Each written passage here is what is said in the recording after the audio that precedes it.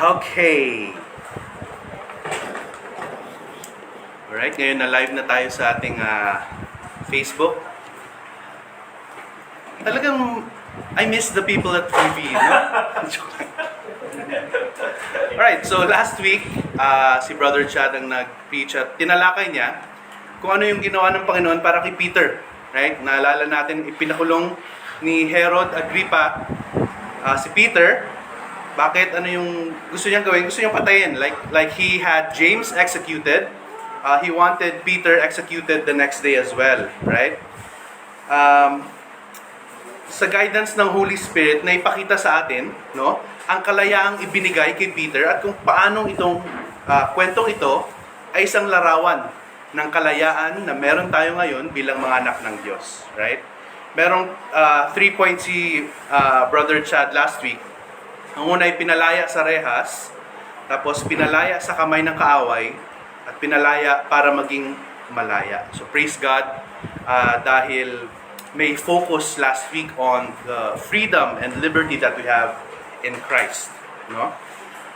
Ngayon naman, para din maitawid natin papunta sa next section, actually, ito yung parang last section ng chapter 12, natatalakayin natin. Tingnan natin galing sa top view, or let's look at it in a macro view by looking at what themes there were sa chapter 12. Ano yung mga theme? No? First, there was a focus on the helplessness of man without Christ. Diba? Si Peter, ipinakulong ni Herod. At sa kulungan, anong ginawa niya? Natulog, right? Naghintay lang siya. Wala siyang magawa dahil he had chains sa kanyang hands. Wala siyang ginawa kundi maghintay na lang ng kamatayan. Right? At hindi siya nag-escape mag-isa. In fact, hindi yun escape. It was a rescue. Right? Sabi din last week, it was an effortless escape. Dahil si Peter mismo, walang effort na binigay. Kasi it was not by his strength that he got out of prison.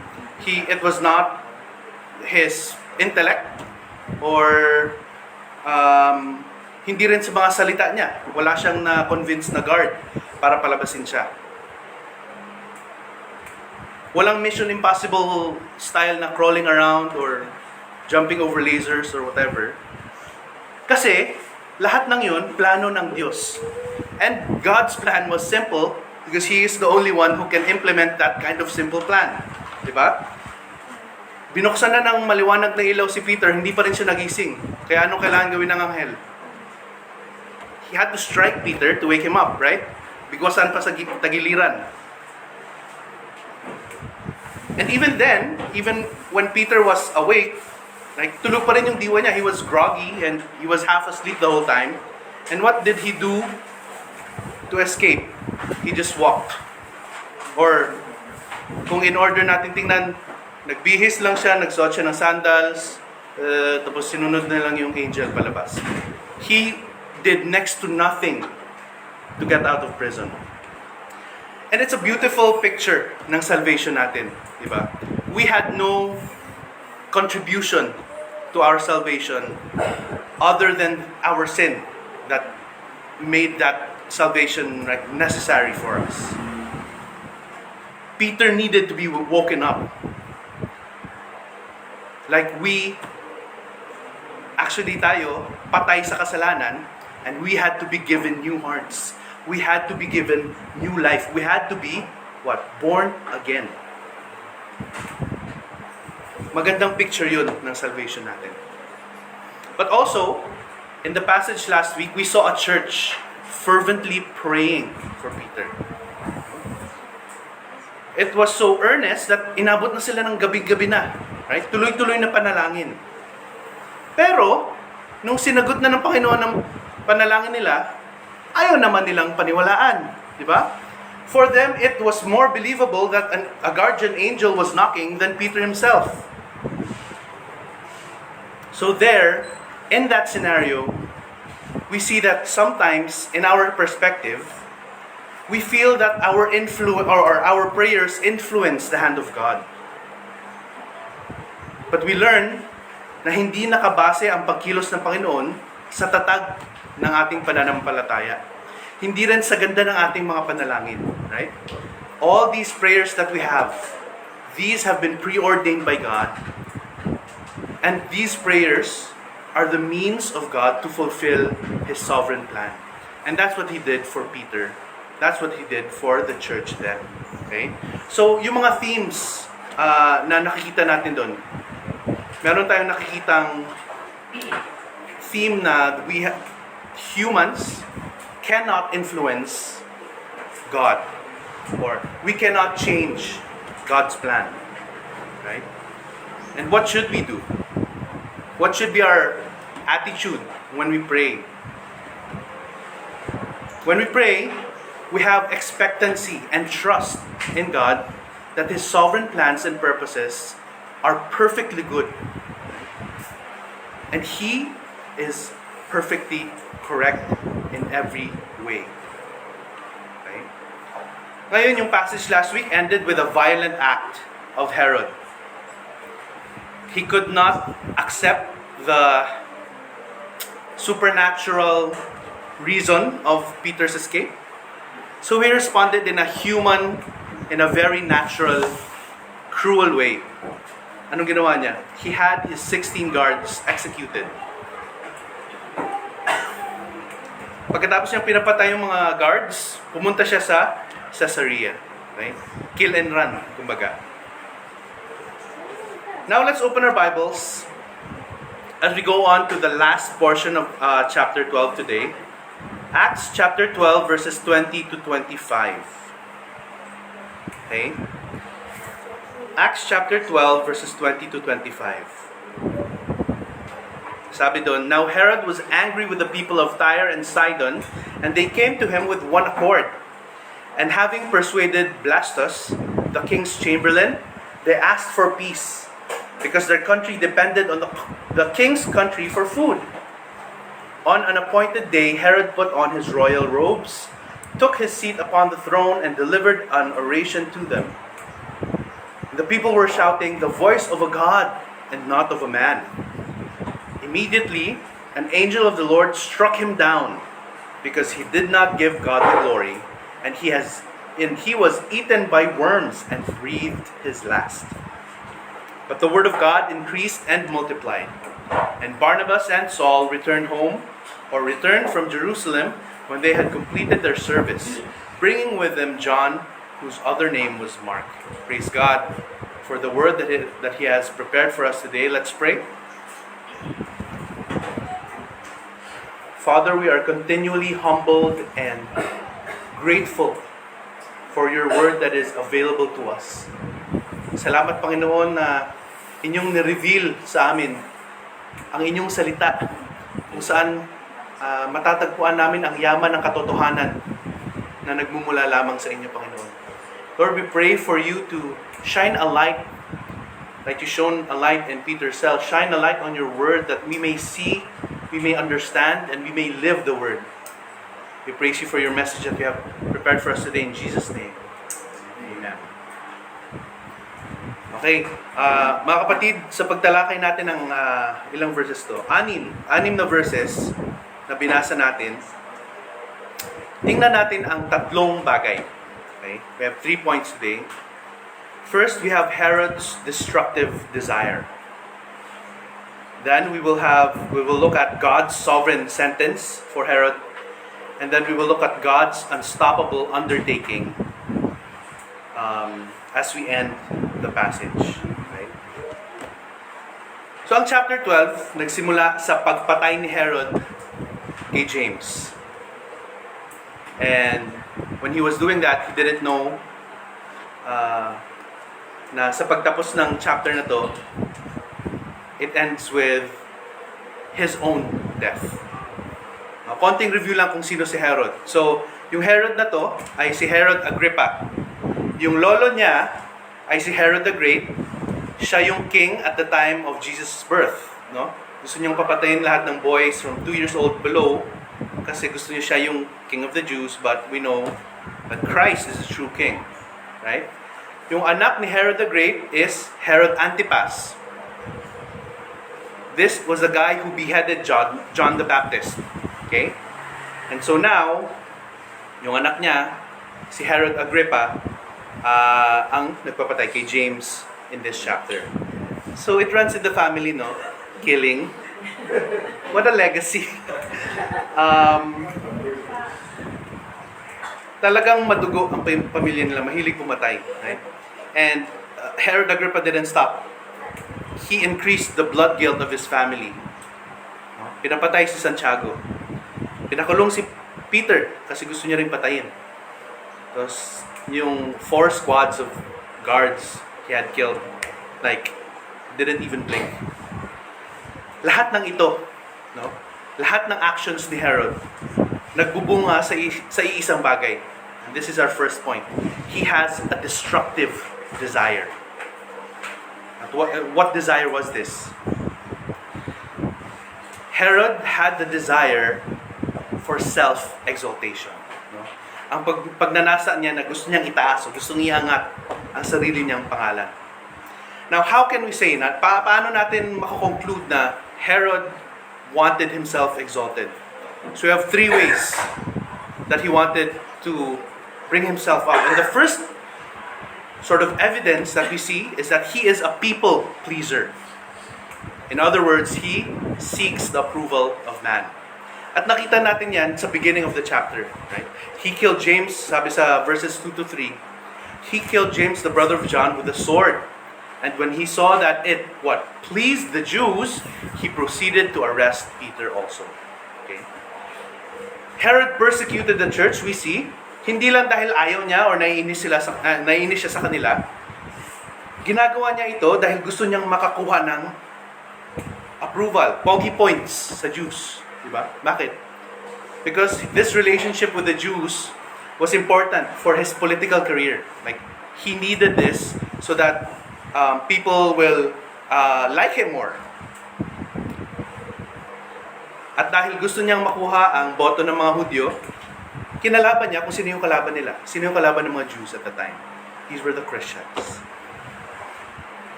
In John 5:44, sabi ni Jesus, kausap niya yung mga Pharisees na ganun din, gusto nilang iangat ang sarili nila. Sabi niya, how can you believe who receive glory from one another and do not seek the glory that comes from the only God? So mga kapatid, we cannot say that Jesus is our Lord. Hindi natin pwedeng sabihin, Lord, Lord. If we have a deep desire to exalt ourselves. Now, don't get me wrong. I'm not saying we put down ourselves naman, right? I'm not saying don't value yourselves. Because Christ also said sa Luke chapter 12 verse 24, sabi niya, consider the ravens. They need neither sow nor reap. They have neither storehouse nor barn, and yet God feeds them. Sabi niya, of how much more value are you than the birds? Christ said. So God cares for His children individually. Right? And He gives us gifts. He gives us talents. He gives us the means to glorify Him. And in that whole section in Luke, Jesus teaches that God cares for His creation and holds higher value for His children. So much value, in fact, that He promises to provide our every need. But, also in that section, Christ tells us to prioritize. Kasi ano sabi niya? Seek first the kingdom of God, and these things will be added to you. Christ values us. God thinks that we matter. But we have to know that God matters most. God matters most. That's why we call Him the Most High God. Kaya sa halip na hanapin natin ang pabor ng tao, dapat ang pangunahing hangarin natin ay to give glory to God. Because He is deserving. He is worthy for all our praise. Pero itong si Herod, hindi niya priority ang Panginoon. Sino ang priority niya? Who is number 1 in his heart? Himself. Kaya naman, Ginagawa niya kung ano ang gusto ng mga Hudyo para marinig niya ang mga papuri para sa kanya. Okay? He's a people pleaser. The second way we know that Herod wants to exalt himself is he is a power abuser. He's a people pleaser, he's a power abuser. Tingnan natin dito sa verse 20, no, ng chapter 12. Sabi niya, "Now Herod was angry with the people of Tyre and Sidon, and they came to him with one accord. And having persuaded Blastus, the king's chamberlain, they asked for peace because their country depended on the king's country for food." Basahin ko sa Tagalog. Noon ay galit na galit si Herodes sa mga taga-Tiro at mga taga-Sidon. Kaya't sila'y nagkaisang pumaron sa kanya at nang mahikayat na nila si Blasto, nakatiwala ng hari, ay kanilang ipinakiusap ang pagkakasundo sapagkat ang lupain nila ay umaasa sa lupain ng hari para sa pagkain. Ay galit na galit daw si Herod sa mga taga-Tyre at Sidon. So hindi sinabi ni Luke kung ano yung specific na reason kung bakit galit siya sa mga cities na to. But we can sort of hypothesize, pwede tayong mag-guess kung bakit. Based on what these cities are. So these cities, Tyre and Sidon, are technically part ng Syria. So ang Syria ay hindi na part ng territory ni Herod. Bakit siya galit dun kaya? Kasi itong cities na to, they are in the coast, no? And they are port cities. Being port cities, very strategically located sila. So, lahat ng imports and exports ng Jews, dumadaan doon. So, pwede nating sabihin na baka galit si Herod kasi meron siyang taxes or tariffs na binabayaran doon. Or, dahil strategic yung mga lugar na yun, gusto niyang sakupin, pwede rin.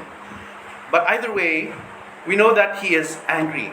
And, what did he do with this anger? Ganun kalaki ang galit ni Herodes sa kanila na he cut off the food supply to those cities.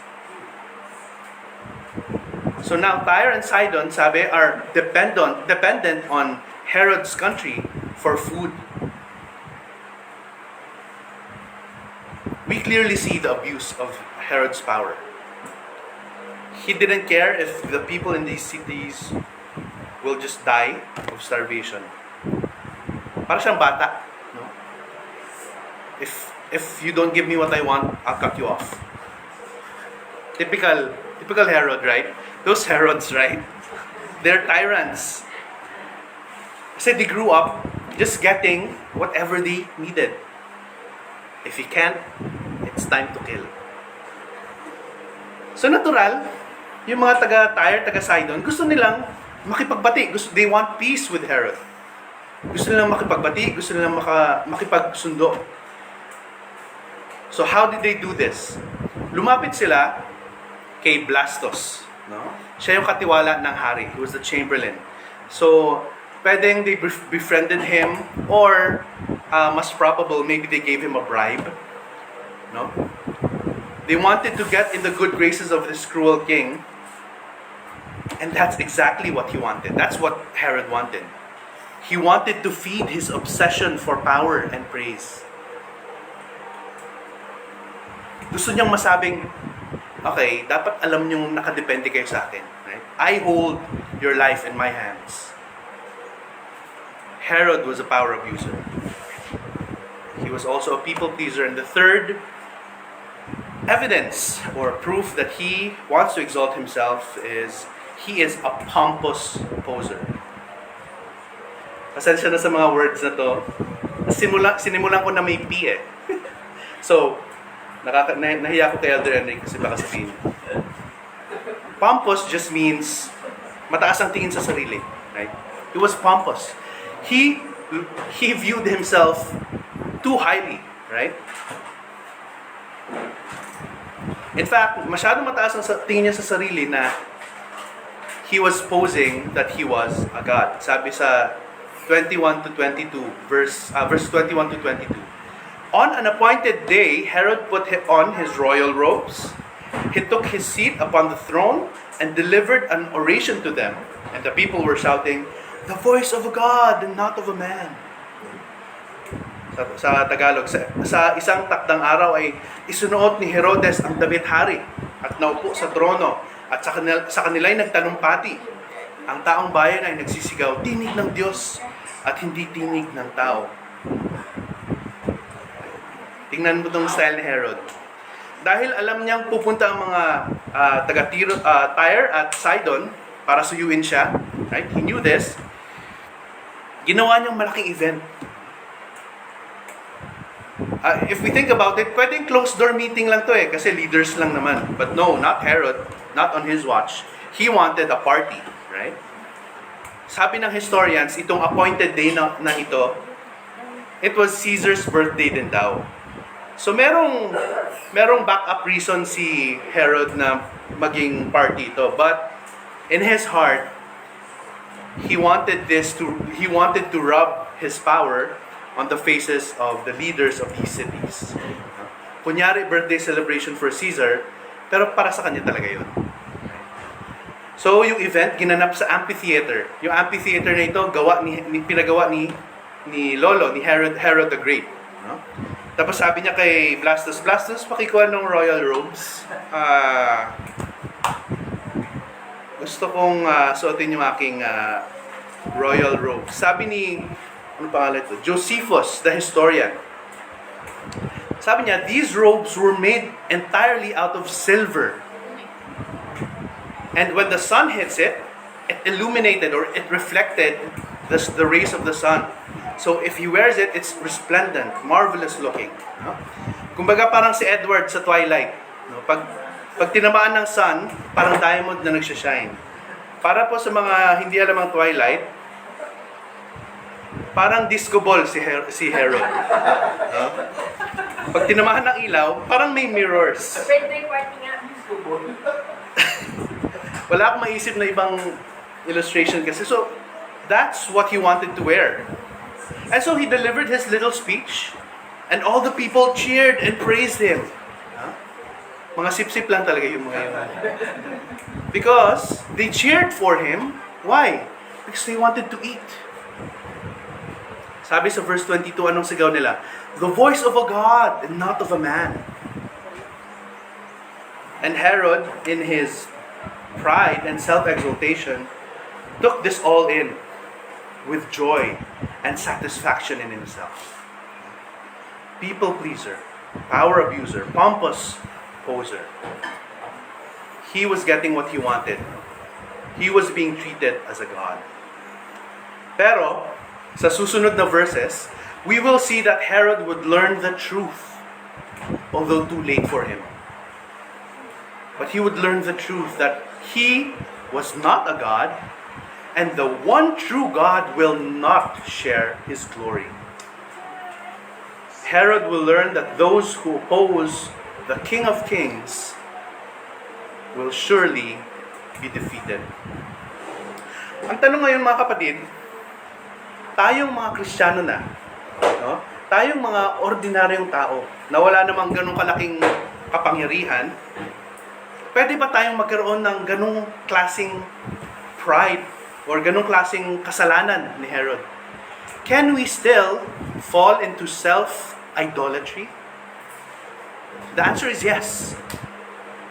Pwede niyo sabihin, hindi naman ako papatay ng ganong karaming tao para may taas ng pangalan ko. No? Sobra naman yun. Siguro uso yun sa mga politiko. Pero para sa ordinaryong mamamayan tulad natin, parang imposible naman na hahantong sa ganun. Huwag tayong nakakasiguro, mga kapatid. Sabi ni Matthew, if one is angry with his brother in a sinful way, it is the same as murder. Right? Marahil naiisip natin na hindi natin deserve na bastusin. Pwede nating isipin na mas mababa ang ibang tao kaysa sa atin. Pwede nating isipin na iniinsulto nila tayo. So, pwede natin silang insultuhin din. Church, that is the same as the sin of Herod. Dahil ang ugat nun ay iisang kasalanan lang. It's pride, self-idolatry, self-exaltation. Pero yung sabihin, wala naman akong disco ball na damit dyan. No? I don't have anything to wear that can prove na mas makapangyarihan ako sa iba. But, maraming scenario na pwede tayong magpanggap na mas magaling tayo or mas lamang tayo kesa sa iba. Just for a specific practical reason lang. No? Social media can be a dangerous place for people to show a fake life. Okay, again, don't hear me saying, stop being on social media, stop posting. I'm not saying that. No? There are many ways to post on social media that glorifies God. Now, I appreciate, for example, how Ate Shara posts. Okay, wala. So I can put her on the spot.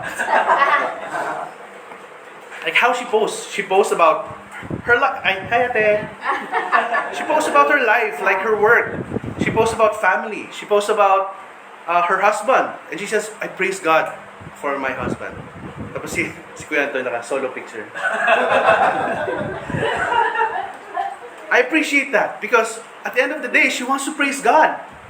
She's highlighting Christ more than these people in her post. Si Kuya Eds, ang mga post niya may mga katatawanan.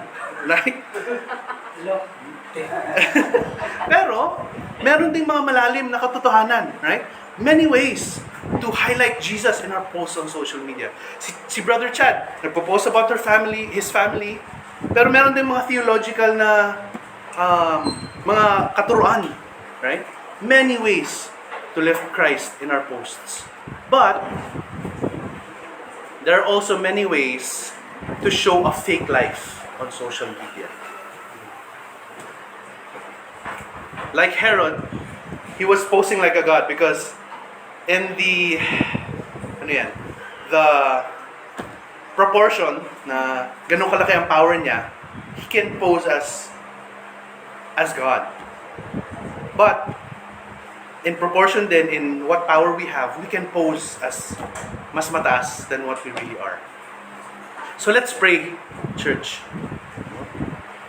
Let's ask for the Holy Spirit to examine our hearts so that we can see our selfish desires and that we can repent. Kasi baka tinataas na natin ang sarili natin over Christ. And in that, kailangan po nating humingi ng gabay. Kailangan po natin humingi ng lakas sa Panginoon. Kailangan po natin humingi ng clarity and with that we can see our sin in that. Right? Because these sins, church, can be destructive. So we saw Herod's destructive desire. Punta tayo sa second point, which is God's sovereign sentence on Herod. So si Herod, dahil nga hari siya, at makapangyarihan naman siya talaga at the time, meron siyang kaharian na pinamumunuan, akala niya, dapat sa kanya yung papuri. Dapat siya ang sambahin. Ganon din ang pamilya niya. Kaya gusto patayin lahat ng nagsasabing, there is a true king, right? But his family doesn't want that. They want them to be the king, right? Herod tried to put himself in the same level as God. But we see that God would put him in his rightful place. Sabi ni Jesus sa Luke, he who exalts himself will be humbled, and he who humbles himself will be exalted.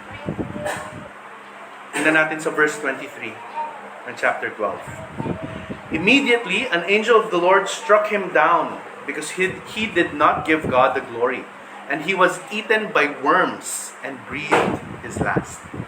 Sa Tagalog, agad siyang sinaktan ng isang anghel ng Panginoon sapagkat hindi niya ibinigay ang kaluwalhatian sa Diyos. Siya'y kinain ng mga uod at namatay. Okay. So dito sa chapter 12, marami tayong mga characters, maraming names na nabasa, no? Of course, we see Herod, we see James, who was martyred, we see Peter, right? We see Mary, the mother of John Mark. Nakita natin si Rhoda, yung hindi niya binuksan agad yung door, no? And we see James, the brother of Jesus, who was elder of the church in Jerusalem at the time. there were all these characters, but let's not forget that the main character is God. Being the main character, he knows, actually, he is the storyteller, right? Being the storyteller, he knows the heart of each and every one of those characters. And he knows the heart of Herod. He knows that Herod wants to be in his level, or even higher, if that's possible. Pero, paulit-ulit na pinapakita ng Panginoon kay Herod na hindi sa iyo ang kaluwalhatian na yan. Many times, the Lord has showed Herod that his glory is his alone. And he showed this in many ways. First, he rescued Peter from prison, right? Peter was Herod's prized prisoner, right? Herod put 16 soldiers, imposible naman makalaya pa yan. 16 people nang nag-guard. Tapos bukod dun sa 16, may iron gate pa na mahirap buksan, pero ginawang automatic ni God, di ba? Bumukas ng pusa. And so, when God says, Peter, it's time to go, it's time to go. When Herod says, Peter, it's time to stay inside, if that's not what God wants, that's not what's going to happen. So, paano si James pinapatay ni Herod? Ibig sabihin ba nun nakaisa siya sa Panginoon? Hindi. Right? Jesus said, the cup that I drink, you also will drink. So even in the suffering of Christian martyrs, for example, God is glorified. In fact, in church history, and as we see in the previous chapters ng Acts, every time pinapersecute ang Christian church, or every time may pinapatay na Christian, this sparks a rapid growth in gospel ministry. So we learn that some believers bear witness in life, some bear witness in death. But in all situations, they are fulfilling God's sovereign plan. Pinakita din ng Panginoon na siya ang Diyos na makapangyarihan dito sa verse 23. Right? Good. Herod was at the peak of getting glory and praise. People were calling him a god, right? He did not give God the glory. In fact, he was stealing glory that only God deserves. So ano yung judgment? Ano yung hatol? Ano yung sentence ni God para sa kanya? The verse says, immediately, an angel of the Lord struck him down. Immediately, agad-agad. Walang warning, walang announcement, walang bulong kay Herod, mamamatay ka na ngayon. Wala. He just was struck down. No?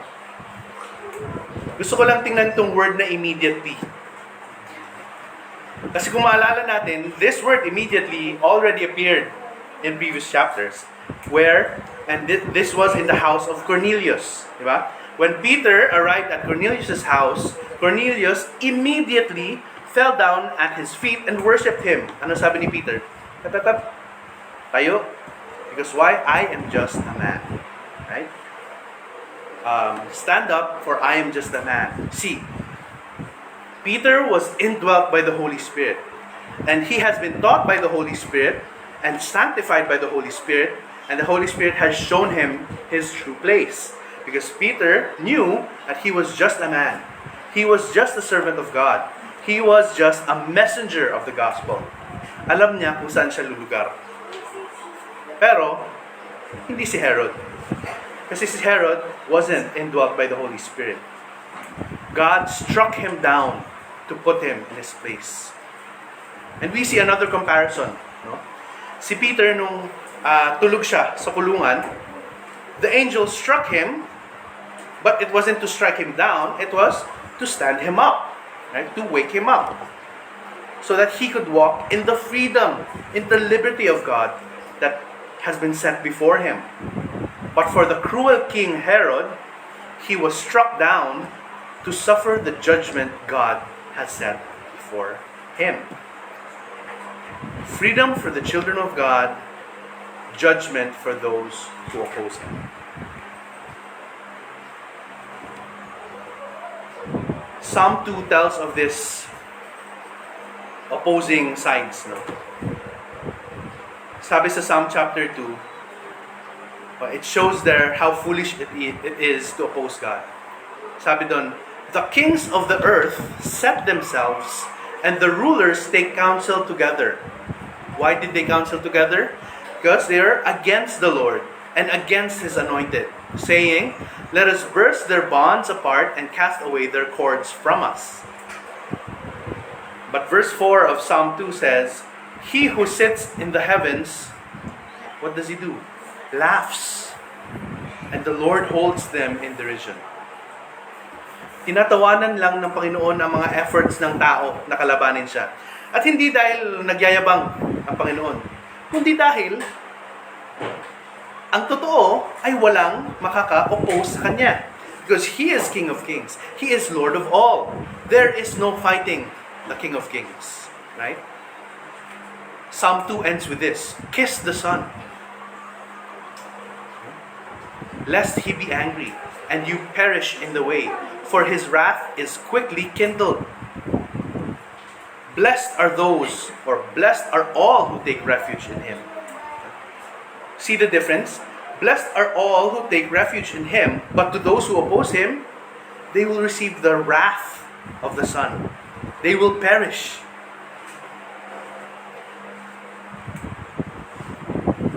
Sabi ng mga historians, 5 araw daw nagdusa si Herod dahil sa mga uod, right? He faced the wrath of God that day, eaten by worms from the inside. And for all we know, pwedeng bulati lang to na walang treatment noon, like worms that were in the digestive system and then umabot daw sa heart. Pero yung image na nakita ko muna parang alien na kinain siya ng worms, pero parang hindi yun makatotohanan. But this once strong and shiny king was defeated by worms.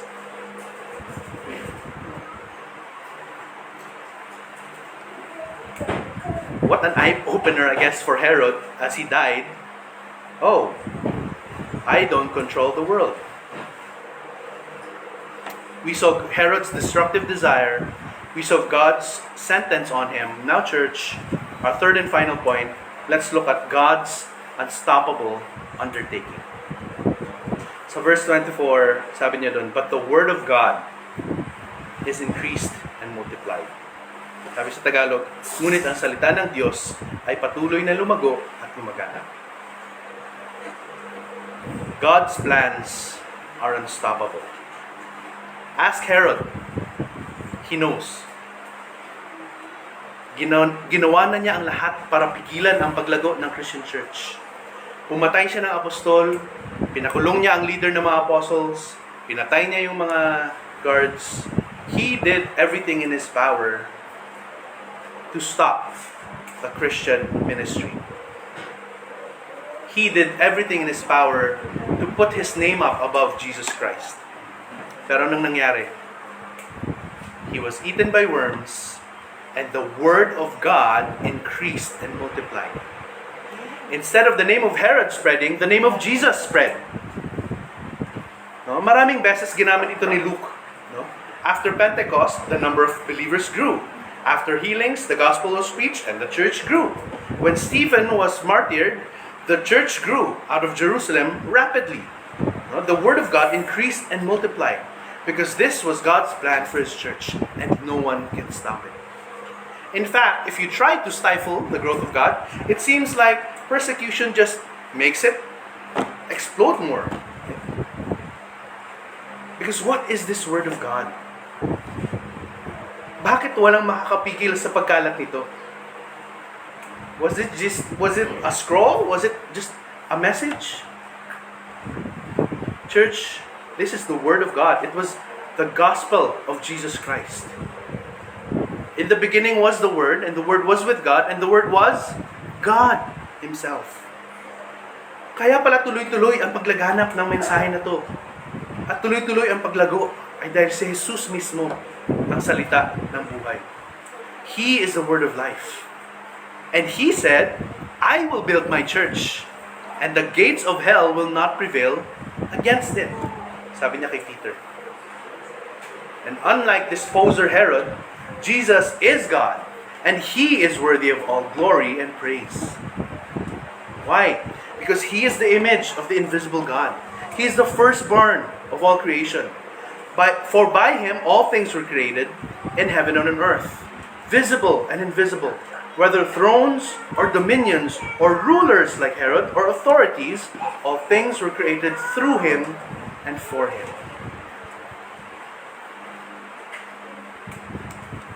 At kung ikaw ay nandito, kapatid, at hindi mo pa kinikilala si Jesus bilang tunay na Panginoon, or marahil iniisip natin na, okay, si Jesus ang Lord. Pero when we examine ourselves, we see that we have put ourselves higher than Christ.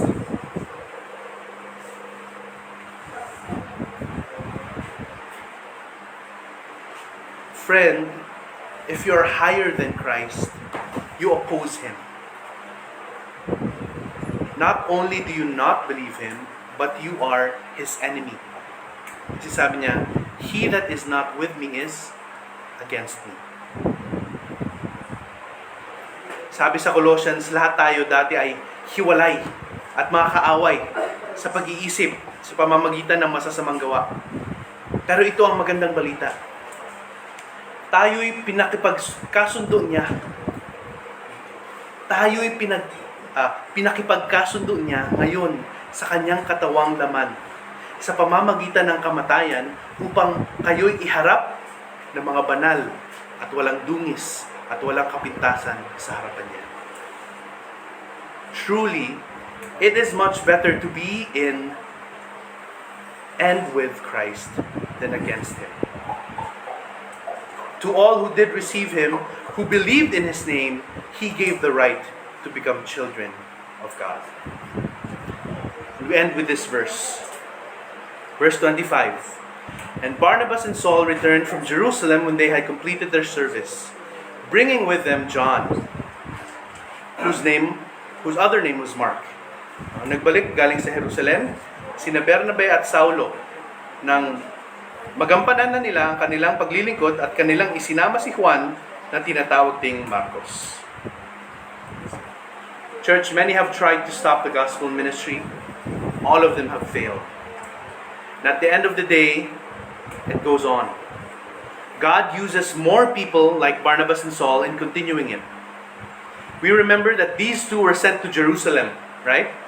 Why were they sent there? Because they distributed the relief goods that the Antioch church sent during the famine. And they completed that work. They completed their service there. There was no big announcement that they completed it. There was no big party when they arrived. But they finished the work. They loved the church. And after they have served, they returned to home base, ready to press on with the church. So let's praise God. Dahil bagamat marami sa mundong ito ang lalabanan tayo dahil galit sila kay Kristo, we have a church to come home to and to share these burdens with. We have each other. God has given us each other. God has made the church the means that we are strengthened and we are encouraged. So press on, mga kapatid.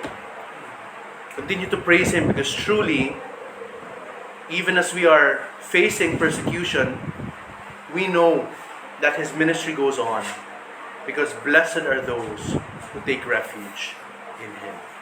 Let's praise God and pray. Diyos naming makapangyarihan sa lahat, our Most High God, the King of Kings, the Lord of Lords, in whom all authority is found. Salamat po ulit, Panginoon, sa inyong mensahe. Salamat dahil hindi nakabase sa efforts namin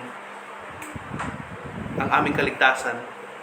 Salamat na lahat ng nangyayari, Lord, sa mundo ay hindi surprise sa inyo, because these are all part of your sovereign plan. So we pray as we close this time, that you help us to trust in your plans. Help us to prioritize the kingdom more than ourselves. Help us, Lord, to seek you first in everything that we do, that you may be glorified in our lives. In Jesus' name.